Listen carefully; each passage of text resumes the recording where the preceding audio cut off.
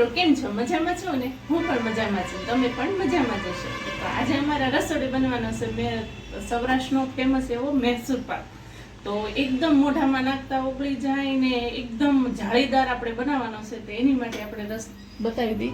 આ ચણાનો લોટ છે, 1 વાટકો ચણાનો લોટ લો ને તો 2 વાટકા આપણે ઘી જોઈ ને અડધો વાટકો ખાંડ. તો તે પહેલાં આપણે પ્રોસેસ કરવાની છે ઘી ગરમ કરવાનું. તો પહેલાં આપણે ઘી ગરમ કરી નાખશું, એને પીગાળી લેવાનું છે ઘીને. આપણે 2 વાટકાનું ઘી છે ને એમાં નાખી દેવાનું છે ને ઘીને હંમેશા પીગાળીને જ લેવાનું છે.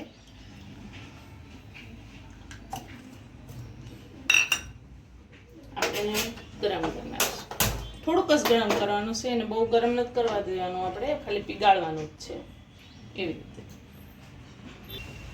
આપણું ઘી ગરમ થઈ ગયું છે અને આવી રીતે ખાલી પીગાળવાનું છે, એને બહુ ગરમ નથી કરવાનું. એને સાઈડમાં મૂકી દઈશું ને આપણે જે ચણાનો લોટ લીધો છે ને એ એક બાઉલમાં નાખી દઈશું ને એની અંદર આપણે આમાંથી અડધું ઘી આમાં નાખી દેવાનું છે.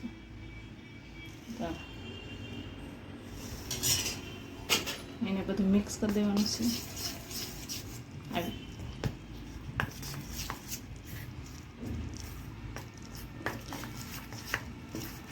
એકવાર ટ્રાય કરજો, ઘરમાં બધાને ભાવશે, એકદમ બાર જેવો લાગશે.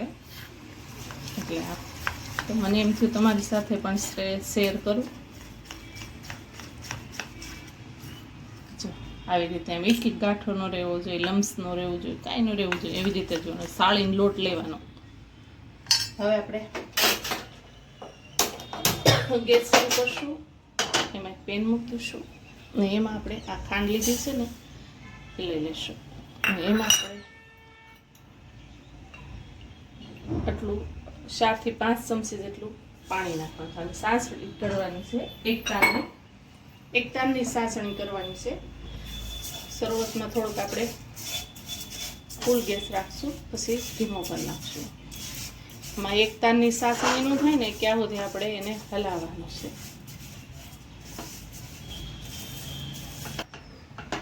આપણે સાસણી છે એ ચેક કરી લઈશું. ધીમો ગેસ રાખવાનો છે. જો 1 તારની સાસણી થઈ ગઈ છે, આવી સાસણી રાખવાની. હવે એની અંદર આપણે આજે આપણે બેટર બનાવ્યું છે ને ચણા લોટનું એ નાખી દઈશું. તમે છે ને માપ એક સરખું જ રાખજો, એટલે મૈસૂર પાક છે ને મસ્ત થશે.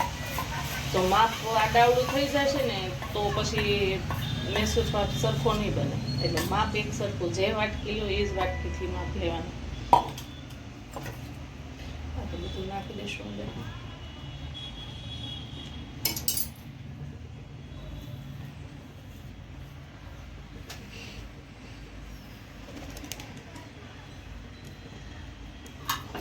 હવે પછી એને હલાવવાનું, ગેસ ધીમો જ રાખવાનો છે ને ઘી જે આપણે છે ને એ બાજુમાં જ રાખવાનો છે. ઘીનો આપણે થોડું થોડું હલાવતું જવાનું, ચમચો ભરીને ઘી નાખતું જવાનું.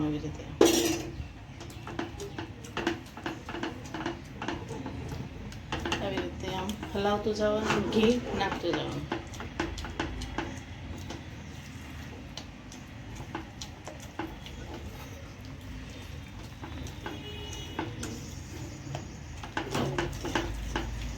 તમે ટ્રાય એકવાર ઘરે જરૂર કરજો, એટલે તમે બહારથી લાવવાનું ભૂલી જશો. એવો બને છે, આમ મોઢામાં નાખતા ઉગળી જાય એવો. આપણે પાછું થોડુંક ઘી નાખી દઈશું, 1 ચમચો ભરી.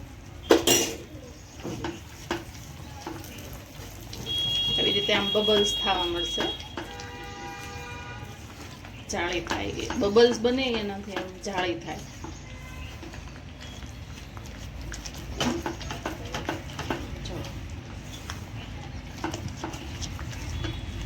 તમારે જેટલો બનાવો એટલો, પણ એમાં એવું છે તમે 1 વાટકીનો 1 મોટા બાઉલનો એમ માપ રાખવાનું.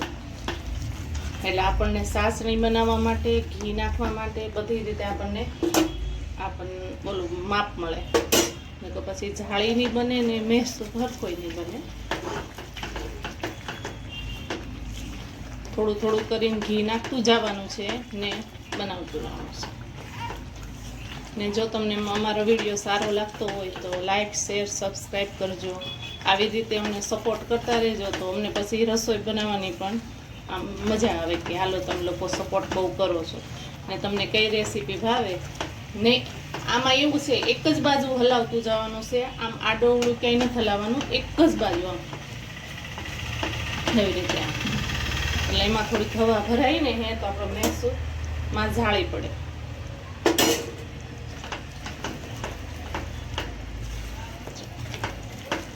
આમાં ઘી ડબલ જોઈ ને તો જ મસ્ત જાળીદાર થાય. 3 કલરનો થશે અલગ ને અંદર જાળી બનશે. હવે એને થોડી વાર આપણે હલાવશું. આપણો મૈસૂર પાક તૈયાર થઈ ગયો છે. આપણે ગેસ બંધ કરી દઈશું ને એને આવી રીતે કંઈ તમારી પાસે કેક ટીન પડ્યું હોય તો એમાં, નકર આવી રીતે આમ આવું બાઉલ હોય ને આપણે જેમાં ઘી કાઢ્યું હતું ને એમાં જ આપણે નાખી દઈશું એટલે એમાં જાળીદાર મસ્તીના બને.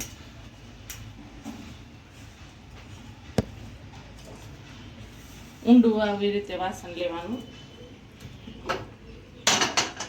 આવી રીતે આમ.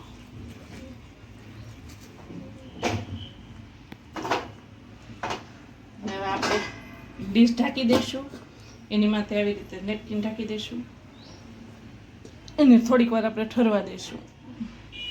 આપણે થોડુંક ઠંડુ થાય ને એટલે એમાં કાપા પાડી નાખવાનું, અને તો પછી કડક થઈ ગયું હોય ને તો કાપા હરખા ન પડે, એટલે થોડું થોડું ઠંડુ થાય ને ત્યારે આપણે એને આવી રીતે આમ કાપા પાડી દેવાના, એટલે મસ્તના પીસ પડી જાય.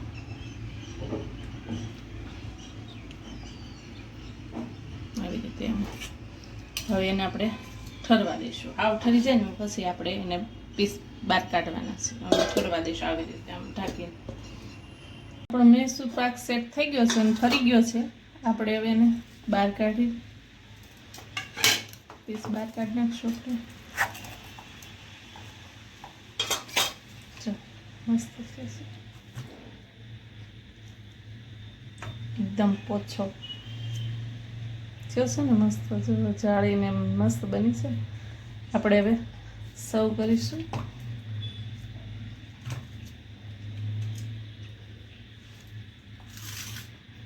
એકદમ મસ્ત પોછો બન્યો છે.